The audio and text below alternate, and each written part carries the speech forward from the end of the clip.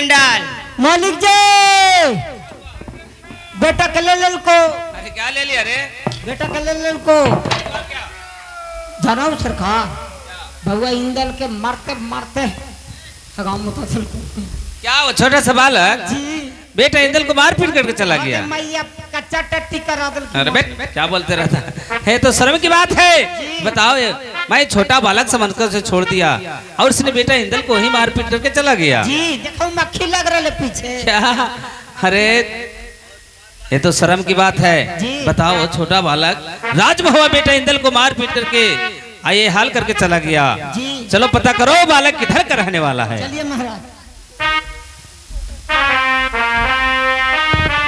तो हरा संग जाए हमारे बाप तो हरा संग जाए। निर्गुण को लाई समझे के बोल है बाबू।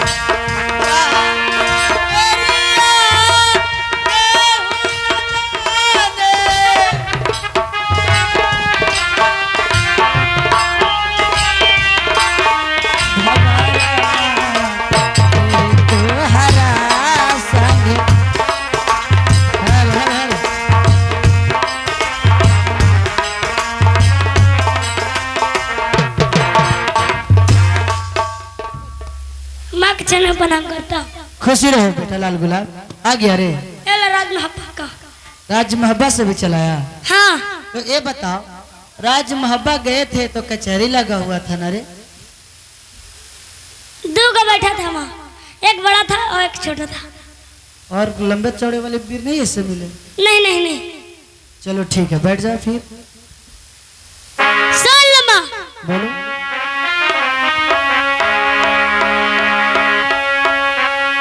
जहाँ जहाँ गेली माता जी आज लोहवा लड़ावेला।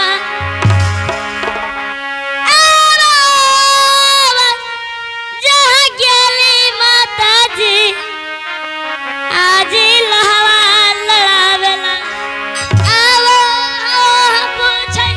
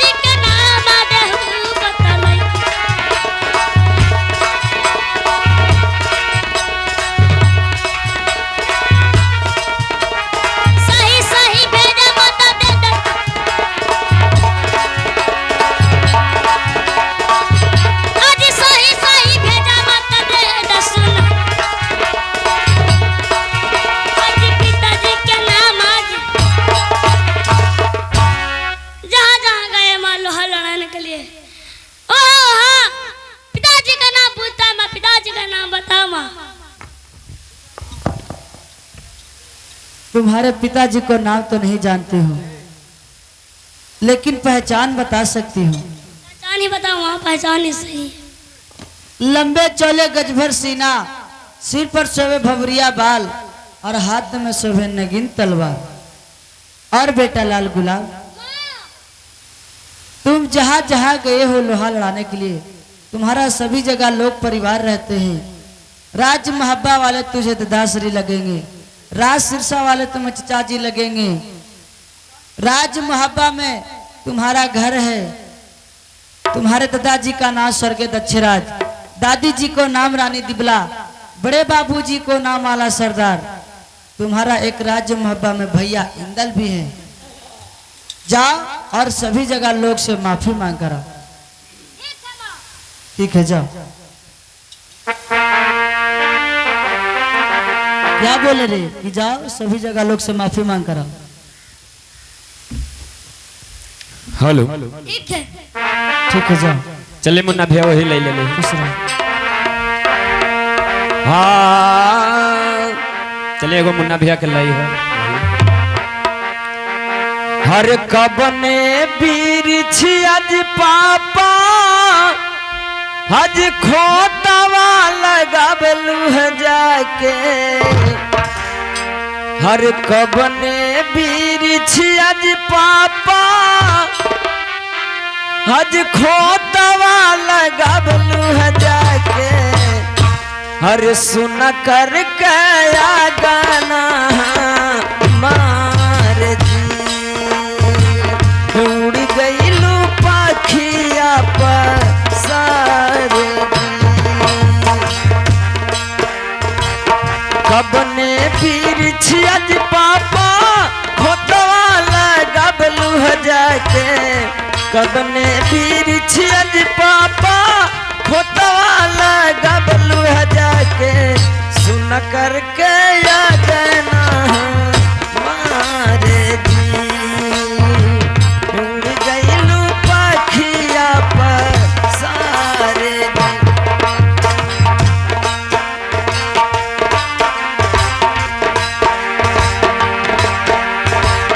चल गईलू चुपे चोरी नैया के डोरी तोड़ी। कबने नागरिया कबने गाँव में जी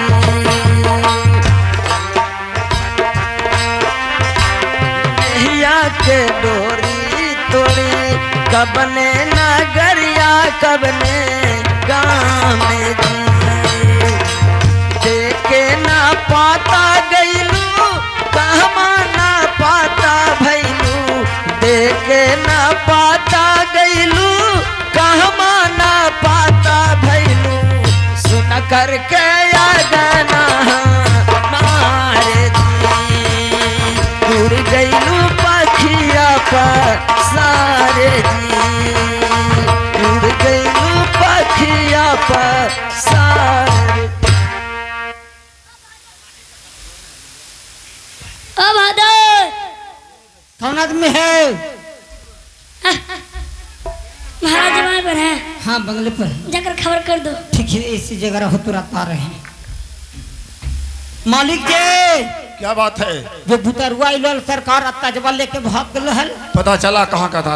हीरा वालो फिर क्या है? हाँ। कहाँ है रे? भागो नहीं पर। किर पर है? हाँ भागो फिर मारेगा रे। भागो भागो भागो भागो भागो। अरे पकड़ लिया रे। हमरा छोड़ा ना पकड़ लिया रे। हमरा छोड़ा ना। पकड़ लिया रे। ये ले लीजिए दूसरी। अरे ये पुराना करके क्या दे। ताज को लौटाने के लिए आया है? हाँ पुराना करके। लेकर कहा के लिए गया था? भारी लगलाती दादाजी पहले तोहरा संघव में गलती के माफ सीधा अरे अरे अरे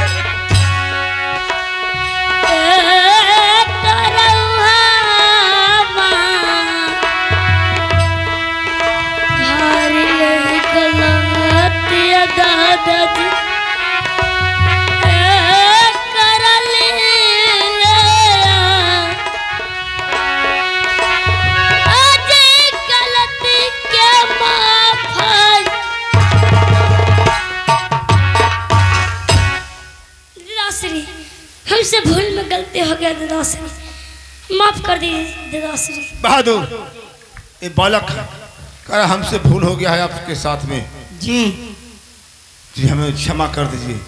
जानते हो जी कोई भी बालक जांग पर पैखाना करता है तो जांग काट कर फेंका नहीं जाता है, उसे साफ किया जाता है। साफ किया जाता है। तो चलो मैं बालक समझकर इसे मैं क्षमा कर देता हूँ। क्षमा कर दीजिए। बालक क्षमा कर दिया। परंतु ये बताओ कि तुम दादा का रिश्ता नाता कहाँ से जोड़ते हो? दादा मुझे कैसे कह दिया? क्योंकि हमारा मकान राज महब्बा पड़ता है। क्या? राज्य का नाम स्वर्ग दक्षराज, अच्छा, दादी का नाम रानी दिवला, बड़े चाची का नाम आला सरदार, माँ का नाम रानी रेवंती, हमारा नाम लाल गुलाब, एक हमसे बड़ा भैया इंदल है राज महब्बा। अरे ये सब कुछ तो हमारे दोस्त स्वर्गीय दक्षराज को दादा बता रहा है जी। भाभी दिवला को ये दादी बता रहा है, बेटा लाल सरदार को चच्चा, माँ का नाम देवंती, जबकि देवंती नाम का कोई बहुआ मुहाम नहीं है। कोई नहीं पिता महाराज। का नाम नहीं बता रहा है, पोता इंदल को भाई बता रहा है। खैर क्षमा किया, चले जाओ। इस समय चलिए राजसिरसा। राशिसा किस लिए? राजसिरसा मैं युद्ध किया हूँ। नहीं, ये मुझे विश्वास नहीं होता है कि सिरसा में जाकर तुम युद्ध किया होगा। सिरसा में मलखान वो वीर पुरुष है जिसको भय से बहता सौत बंद हो जाता है। नहीं विश्वास हो तो चलकर पता लगा लीजिए। ठीक है बहादुर जी। यदि बालक कह रहा तो चलो राज सिरसा को राज को पता लगाया जाए कि सिरसा में क्या हो रहा है। हम ना जीवो। क्यों नहीं जाएगा? ये बोला के सुना हो, क्या बोलता है? कभी कहो कि हमार घर घना घोर जंगल में है, हाँ कभी कहो कि हमार घर राजमहवा में है। हाँ, दाल में काला हो। दाल में काला है जी। क्या दाल में काला है? हमने के फुसला के ले जी तो कहाँ? अब 4 लाइन वहाँ पर ले जाके जब भाग कर दो तो ये रेलवे लाइन वहाँ पर। ऐसा करेगा? नहीं नहीं ऐसा नहीं करूँगा, हमारे विश्वास करिए। ठीक है विश्वास करता हूँ, तुम आगे आगे चलेगा, तुमसे हम 1 किलोमीटर पाछे चलेंगे। हम तोहरा से आधा किलोमीटर पीछे रहो। तुम कहला पाछे रहेगा? तू पकड़ ले, हा हमरा भागम नहीं से। ठीक है चलो सिरसा, है ना जी? चलो सिरसा मुझे देखा हुआ, चलो चलिए चलो बढ़ते रहो बढ़ते रहो बढ़ते रहो बढ़ते रहो बढ़ते रहो।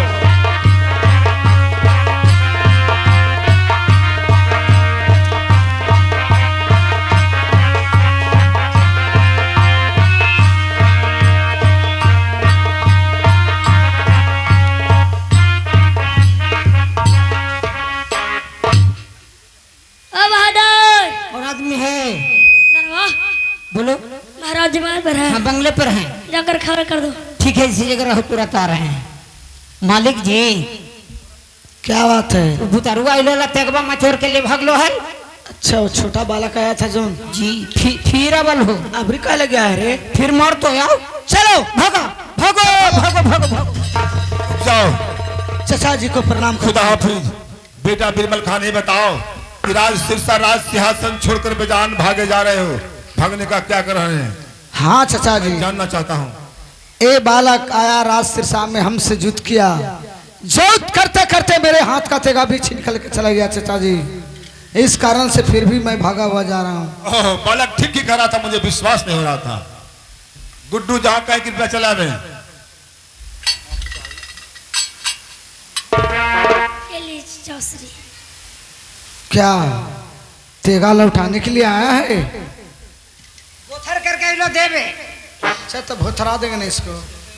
बाहर लगलाती चाचा जी आज कैल संघव में अगालती के माफज चाचा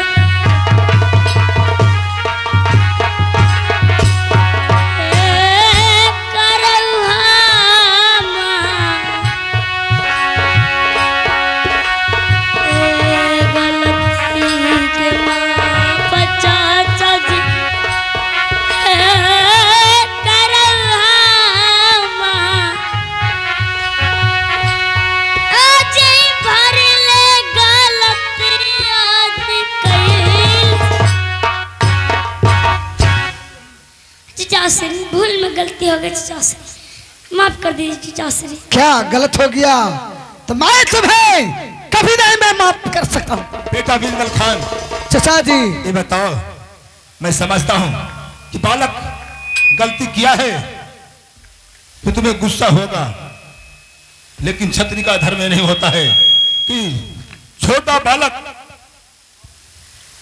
गलती कर दिया तो उसके ऊपर वार करें, हथियार उठाए। नहीं, छतरी का धर्म होता है कि छोटे बालक गलती करता है उसे क्षमा करना चाहिए। जैसे कोई बालक जंग पर पैखाना करता है तो जंग काट कर फेंका नहीं जाता, उसे साफ किया जाता है। ठीक है चाचा जी, साफ तो किया जाता है, बाकी राज सिरसा में कोई भी प्रजा लोग सुन जाता तो मुझे कितना भारी नमस्सी होता। नहीं, एक कहना तुम्हारा भूल है। ठीक है चाचा जी, तो मैं इसे आपको मैं बात को उल्लंघन नहीं करता हूँ, मैं इसे माफ कर देता हूँ। ठीक है, परंतु इस चचा का रिश्ता धरता है कहाँ से? सवाल है, पूछो। बताओ चचा का रिश्ता धरते हो कहाँ से? क्योंकि हमारा मकान राज महब्बा पड़ता है। राज्य का नाम स्वर्ग दक्षे राज, दादी जी का नाम रानी दिवला, बड़े चाची का नाम आला सरदार, माँ का नाम रानी दमंती, हमारा नाम लाल गुलाब, एक हमसे बड़ा भाई है इंदल है राज महब्बा। क्या और पिताजी के नाम? पिताजी का नाम नहीं जानता हूँ। तो नहीं, मैं नहीं मान सकता हूँ कि तुम मेरा ही कुल खानदान के लड़का है। चचा जी, बेटा बिरबल खान, ये तो मेरा ही कुल खानदान के नाम ले रहा है। हाँ, तुम्हारे परंतु चचा ने मौसा को दादा बता रहा है, तुम्हारे चाचा ने मौसी को दादी, बड़े भैया आला सरदार को चचा बता रहा है, पर पिता का नाम नहीं बताता है। नहीं बताता माँ है। का नाम कहता है देवंती। तो देवंती नाम के तो राजभवा में कोई भी बहुआ नहीं है। नहीं, फिर कोई बात नहीं, क्षमा कर दो, चला जाएगा। जाओ बालक, मैं तुम्हें क्षमा कर देता हूँ। इसमें चलिए राज महब्बा। मोहब्बत किस लिए? अपना घर जाना चाहते हो? नहीं, तो राज महब्बा युद्ध क्यों? नहीं, नहीं, ये कैसे हो सकता है? कड़वा पानी है महुआ का, कड़वा बात सहा ना जाए। जो कोई राज्य महुआ में युद्ध के लिए ललकार देना, तो क्या द्वापर युग पांचों पांडव में भीम अवतार दल है, जिससे 10,000 हाथियों का बल है। वीर अभिमन्यु का अवतार पोता इंदल है। किसी को कोई भी युद्ध के लिए महुआ में ललकारेगा तो क्या उन लोग वहां से लौटकर आने देगा? मुझे विश्वास नहीं होता है कि तुम महुआ में युद्ध किया होगा। नहीं विश्वास होता तो चलकर पता लगा लीजिए। अरे बालक करा है कि विश्वास क्या कह रहा है नहीं। चाचा जी? कहता विश्वास नहीं होता है तो चलकर पता लगा लीजिए। तो ठीक है, चलिए। चलो राजमहवा का राज को पता लगाया जाए। चलो। महुआ में क्या हो रहा चलिए। है? चलो।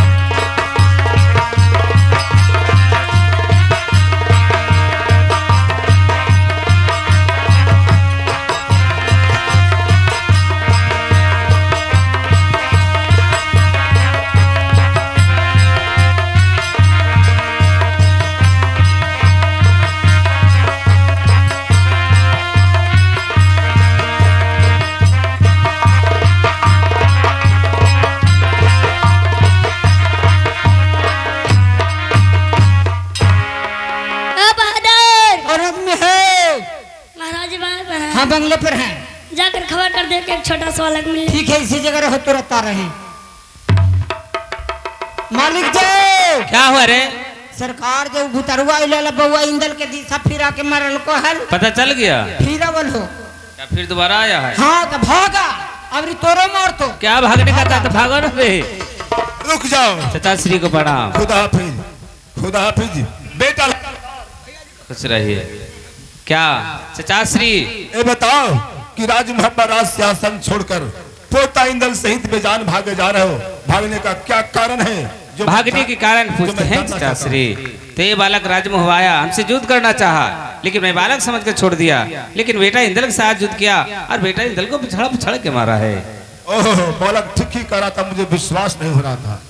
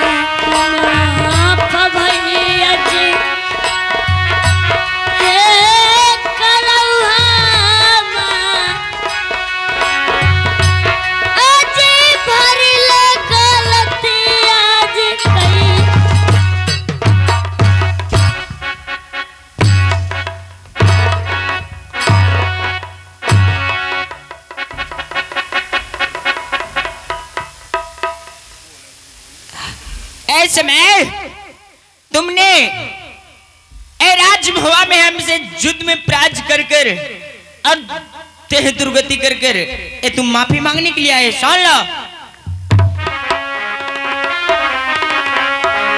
जैसे दुर्गति अरे बबुआ कहीं ना तू हमरा राजा रे मोहबा में अरे जैसे तू रगतिया रे बबुआ कहीं नया के राजा रे मोहबा में ओइसे दुर्गति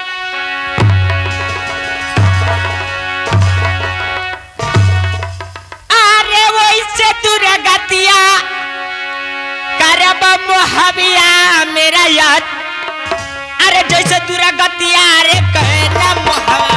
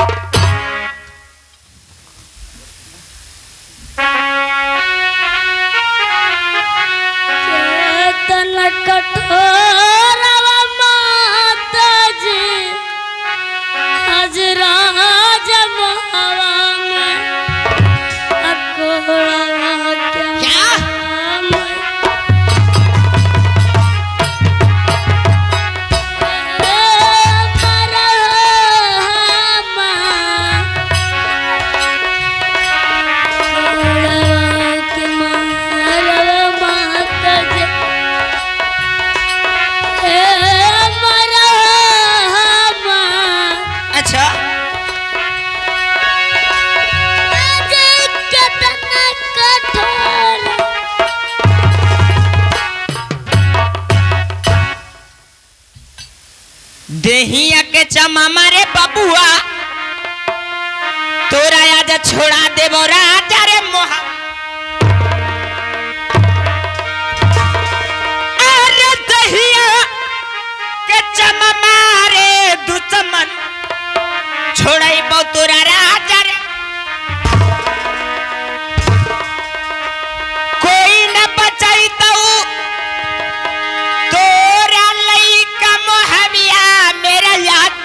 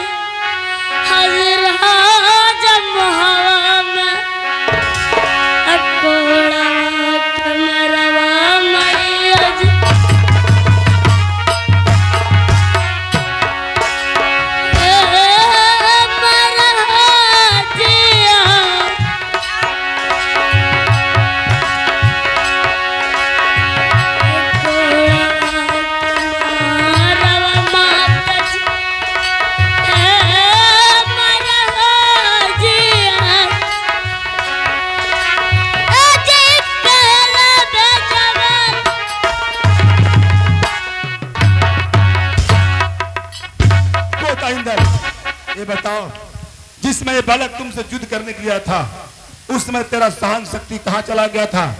जहिना और आज ये बालक तुमसे माफी मांगने के लिए आया है, तो तुम्हें इसे तुम पिटाई कर रहे हो? जहिना माना के लिए तैयो मकई के सत्तुआ 3-4 गो बॉल खा लेलखिन, वही में इनका पेशाब हो गल 10-12 गो।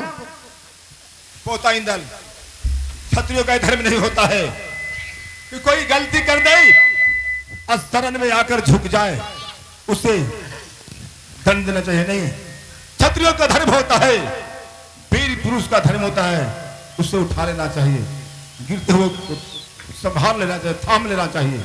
इसलिए बालक तुमसे गलती किया है, गलती का प्रायश्चित कर रहा है, तुमसे क्षमा के लिए आया है, तो तुम्हारा धर्म होता है कि क्षमा करना चाहिए। ठीक है दादाजी, मैंने इस बालक को मैंने क्षमा किया, लेकिन ये हमें भैया को नाता किधर से कह रहा है? ये सवाल है, पूछो इससे कि भाई का रिश्ता नाता कहाँ से जोड़ते हो? ऐ बालक, ये बताओ, हमें ये भैया को नाता ये कहाँ से जोड़ रहे हो? क्योंकि हमारा मकान राज महब्या पड़ता है। क्या? दादाजी का नाम स्वर्गदक्ष राज, दादी जी का नाम रानी दिवला, अच्छा, बड़े चचा जी का नाम आला सरदार, माँ का नाम रानी देवंती, हमारा नाम लाल गुलाब, एक हमसे बड़ा भाई है इंदल राज लब्बा। लीलवा लाग गेलै मालिक जी, लीला लाग गेलो। अरे क्या हुआ? कौची होलो? सब चीज बता रहा, तोरे दिया, तोहरा दिया करलो कि हमरा चाचा लगा था, तोरा बाबूजी दिया दादा, माता जी दिया दादी, बउआ इंदल दिया कि भाई। अब पिता का नाम बता रहा है रे। राजमहल में बंटवारा हो तो अब हिस्सा ले ले तो। चुप रहो।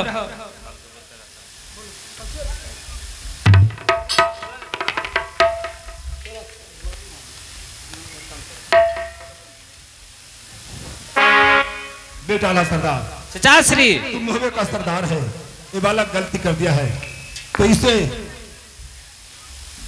क्षमा कर दो, ये चला जाएगा। ठीक है चचा श्री, आप कहते हैं तो मैं इस बालक को माफ कर दे रहे। मैंने तुझे माफ किया, ते जा सकते हो। चचा श्री, क्या?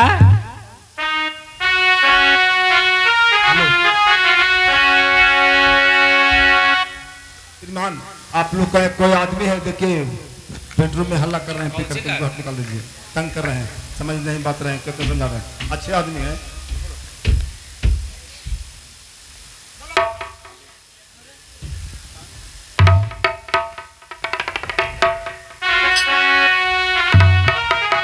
सब नजरिया चाचा जी आज पड़ेला मोहवा बंगल पा, आज पीता पा नजरिया चाचा जी पड़े ना हमार, अक्का हमाम गईला न चाचा।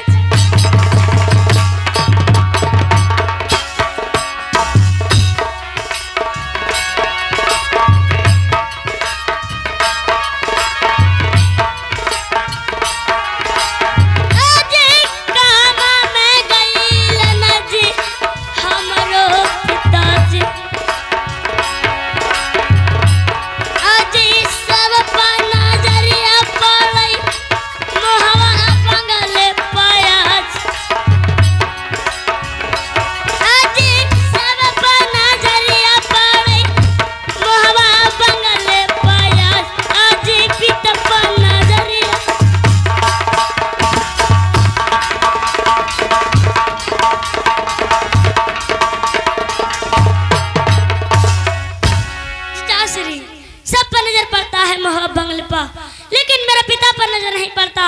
पिताजी मेरे गए तो कहाँ गए? क्या हमसे पूछते हो? अरे पिता का नाम बताते नहीं हो, कहते हो सब पे नजर पड़ता है, पिता पे नजर नहीं पड़ता। कब से हम लोग तेरे पिताजी का नाम जानने के लिए ललायत हैं? बताओ क्या नाम है, बताओ। पिताजी को तो नाम नहीं जानता हूँ। अरे नाम नहीं जानते तो कैसे कह रहे हो कि बंगले के ऊपर मेरे पिताजी? लेकिन क्या है? पहचान बता सकता हूँ। पहचान? हाँ। चलो पहचाने से क्या पहचान है? लंबे चौले गजबर का सीना, लंबे चौले गजबर का सीना, सिर पर सोए घुंघरुआ बाल, सिर पर सोए घुंघरुआ बाल, हाथ में सोए नगीन तलवार। पिताजी पिताजी का पहचान है। क्या? लंबे चौड़े गजबर के सीना, सिर पर सोए भंगरिया बाल, हाथ में सोए रंगीन तलवार, ये तेरे पिताजी का पहचान है? हाँ मेरे पिताजी का पहचान है। तो ऐसे ऐसे तो अनेकों वीर हवा में है। सबसे पहले बेटा धांधु जो हम लोग से रूस कर दिल्ली पति पृथ्वीराज चौहान के पास चला गया। दूसरा भैया परिमाल सिंह का लाल है जिसे ब्रह्मानंद नाम है। बेटा बिरमल खान है। किसको कहा जाए कि तुम्हारा पिता है जब तक नाम नहीं बताता है।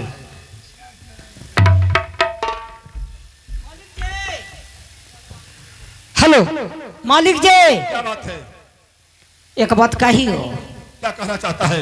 गजभर सेना हमरो है सरकार, हमरे बेटा तो ना है। बदमाश कहीं के गजबल सिन्हा, अरे तुम्हारा बेटा है। हम कल है अमीन से नपवैलिए था। क्या अमीन से नपवाए हो? ये सिनेमा के अरे अमीन तो जमीन नपता है। ना अमीने साहब तक नपैलिए है। अरे दर्जी नापा होगा। अरे दर्जी ना पाओगा बहादुर, तेरा सीना तो हमार बेटा ना है। नहीं चेहरा देखो कैसा तुम है। चेहरवा कैसनो रहे मालिक, तोर के पैर कैसन रहा है? काला। और तोरी कैसन होगा है? तो हम करिया ही गोर बेटा ना होता है। नहीं तो क्या कर रहता? चलो हटो। दादाश्री अभी इसका शादी होवे ना क्या, इसका बेटो हो जाएगा।